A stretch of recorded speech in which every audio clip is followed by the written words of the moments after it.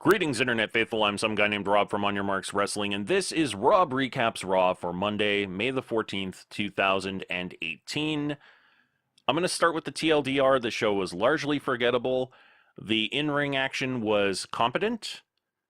Well, I suppose it ranged from competent to above average, with the exception of the Seth Rollins-Kevin Owens match, which was well above average.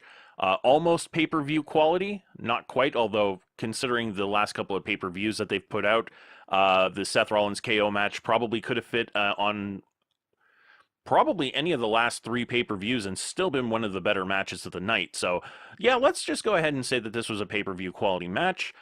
Anything that was not an official match, whether it be in the ring, backstage, or in a really, really terrible promo segment that was done at a press event in New York, completely pointless, completely forgettable, and I think that the writing staff have completely lost the plot. It was just not great. The storyline advancement, when it happened, either didn't make a whole lot of sense, or we're setting up feuds that don't need to happen and that no one is asking for. So what do I mean by things that no one is asking for? Well, we actually open up the show with a sort of pre-recorded segment from a press event that was held in New York City, where some WWE stars were in attendance in order to promote something or other. You've got, obviously Ronda Rousey, who is the big mainstream star in the WWE right now, or at least someone that the mainstream can latch onto, that everybody would know about because the mainstream wants to get those page clicks and that ad revenue and whatnot. And out of the blue, while she is interacting with Charlotte Flair, in comes Nia Jax to ask if Ronda Rousey can be Raw Women's Champion, and challenges her to a match at Money in the Bank. Apropos of absolutely nothing. Apropos of nothing, Ronda Rousey is challenged by the champion for the Raw Women's title at Money in the Bank. Why? I don't know. Your guess is as good as mine. My guess is that they're trying to get some form of mainstream buzz for this, because the fans of the WWE right now, coming off of the really, really crappy Backlash pay-per-view, which I'm sure news of actually did reach the mainstream, they're desperate. They're desperate for any type of positive press attention that might get them a few network subscriptions or pay-per-view buys. And so what we're going to do is we're going to make the Raw Women's Championship completely stupid. We're going to set up a match between two women who have no heat with each other. And for one of them, it's going to be her second match. Period.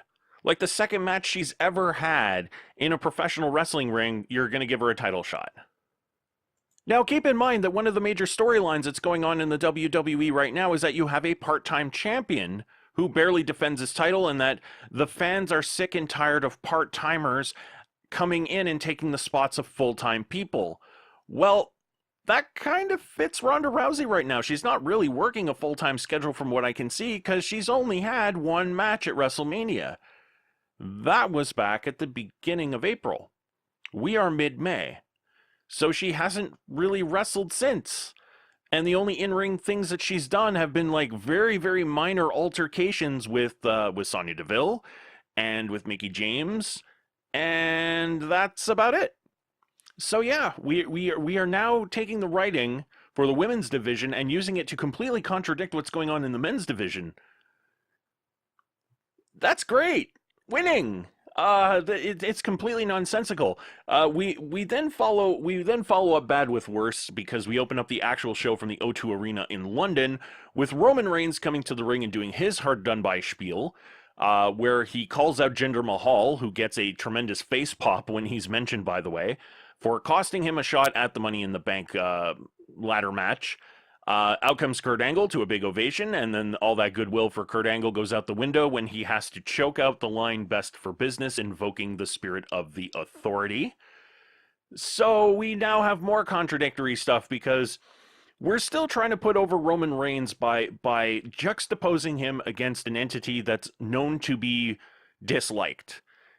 So we had last week, the attempt was to get Roman Reigns over by basically having him feud, mini feud, quasi feud, whatever it is, with Jinder Mahal, who's not very well liked by the WWE Universe, and in the process turned Jinder Mahal into a sympathetic babyface. Good job, writing team. We now have Roman Reigns that we're trying to set up as being hard done by, and his opportunities are being denied him by the Authority, another hated faction or hated figure in the WWE, and it's not working there either. So instead of it putting over Roman Reigns as kind of the hard done by plucky babyface who's overcoming all odds, now they just hate him twice as much because everybody knows how disingenuous this is. Everybody knows that the plan all along has been to try and get Roman Reigns over as the guy, as the man, as the face that runs the place, a la John Cena. People are tired of it. People are absolutely sick to death of it. Everybody is seeing right through it, but they keep doubling down on this crap. When are they going to learn? When are they going to learn? I'm curious to see if they ever learn their lesson.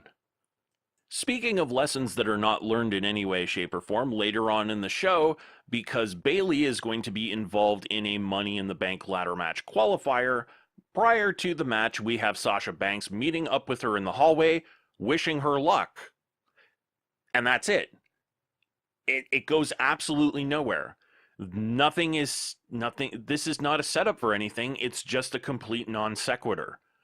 So clearly the hacks on the WWE writing staff have never heard of the concept of Chekhov's gun, where if you set something up or point something out, it should come to play a prominent role later on. It's just not happening here or anywhere else. In fact, the only thing that they follow up on is the beatdown in the opening segment by Roman Reigns on Jinder Mahal, where they have him spear Mahal through probably the world's worst fake wall ever constructed.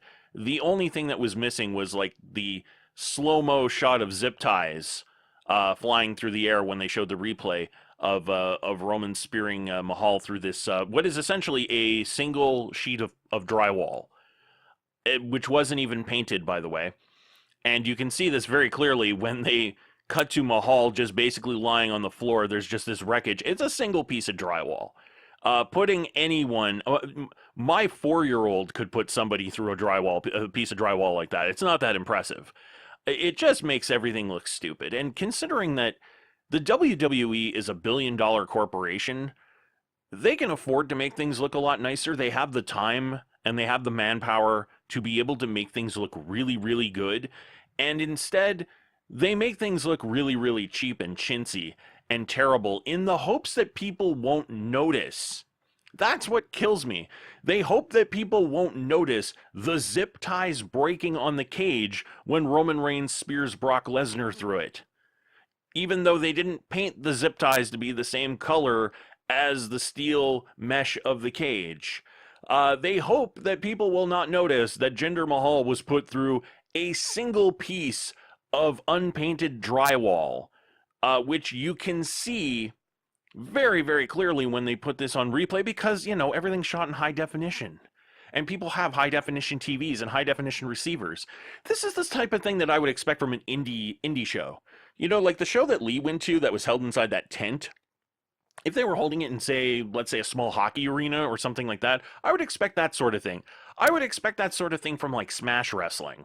You know, where they do TV tapings from like venues that are meant for concerts, like small concerts and stuff like that, or large clubs, and they have spaces like that they can do, and they can create those type of temporary walls on a low budget because they're a smaller production unit, they're a smaller indie fed, and they don't have the types of resources that the WWE have. But I expect better from the WWE, and the fact that they're not willing to put in any effort whatsoever into the visual aspect of what is already really crappy writing, that they keep doubling down on for some godforsaken reason, is just absolutely mind-blowing. It's amazing. It's just absolutely amazing that they do this. What's even more amazing is I have yet to cancel my subscription to the network because for some reason I'm still giving them my money to get this as my flagship stuff. This is their flagship show. This is the show that's been on for 2.5 decades. This is the show that basically brings in everybody to, you know, funnels them into the WWE experience And this is what we keep coming back to week after week. And I know what you're thinking, but Rob, who wouldn't want a 7 or 8 minute segment of Sami Zayn in the ring talking about how he's going to bring Bobby Lashley's sisters onto Raw next week? Yes, yes, this happened. I love Sami Zayn on the mic. I have said before that I think Sami Zayn would be one of the top candidates for me to carry a television championship that he could use to go back and forth between Raw and SmackDown each week, so that way you could get more Sami Zayn promo for your money. But this thing he has going on with Bobby Lashley is absolutely asinine. The whole thing of he's trying to be like me because he wears the same type of hat. I don't know how Sammy got that line out without laughing. This is a man who clearly loves his job or clearly needs his paycheck to support his family, because honestly, he's better than this. He is much better than this. I do like the fact that he's trying to put a little bit into it and trying as hard as he can to sell this horrible swill that he has to say, because God forbid the talent should come up with their own promos, especially when they have the talent and the ability to do so. We have to give them that really type of crappy script.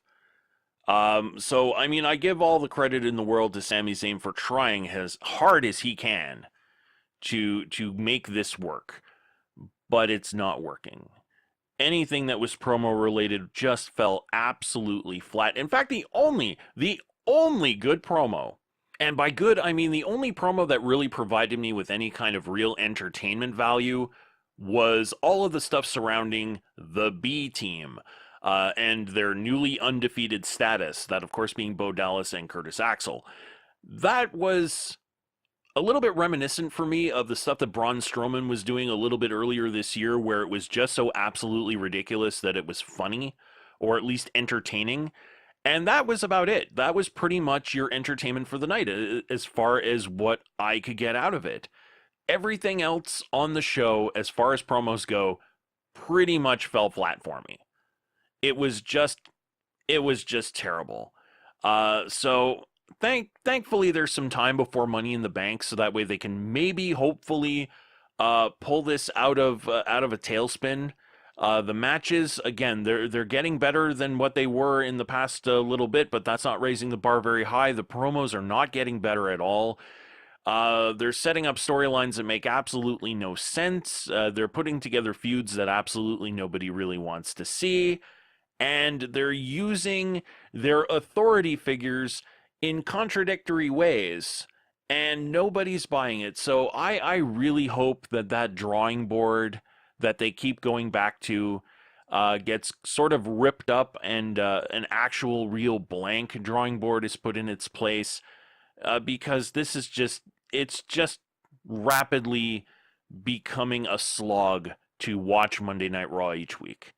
It's becoming a chore, actually. You'll notice that I really haven't talked about the matches, and I don't really have much to say. I'm not really going to go into them because it was just largely forgettable. The only match that I would say you would really want to see would be the Seth Rollins-Kevin Owens match. Everything else was whatever. The number of missed opportunities it's too big to count here. Where was Pete Dunne, your UK champion? Why was he not at least on the show? Why did you not at least have him in like a little bit of a cameo role while Roman Reigns was walking backstage looking for Jinder Mahal? He just had to pass Pete Dunne. That's all you needed. Just show him on camera. Just show that he's there to give the UK Championship maybe a little bit of that prestige rub. Then again, considering how bad Monday Night Raw has been in the last little while, maybe you don't want maybe Pete Dunne asked not to be associated with Monday Night Raw just because of how terrible it's been of late. So who knows? Maybe the talent themselves are at the point where it's like, yeah, I don't want to be anywhere near the Roman Reigns shit show right now. So no, thank you. I'll go on like SmackDown or 205 Live or NXT or something like that. Anyway. So hopefully SmackDown is better. I would hesitate to say it couldn't get much worse, because that's when the writing team pulls their collective hold my beer moment, and we end up with a worse show. I'm just hoping things are better. I'm hoping any storylines that are advanced are just going to be advanced in some form of logical way that doesn't make me want to cancel my subscription to the WWE network, because honestly, it's not going to change the quality of Raw or SmackDown, and ultimately I end up punishing myself because then I don't have access to NXT or 205 Live, which right now is the best TV that the WWE is putting together. So until SmackDown happens and until our SmackDown recap, take it easy.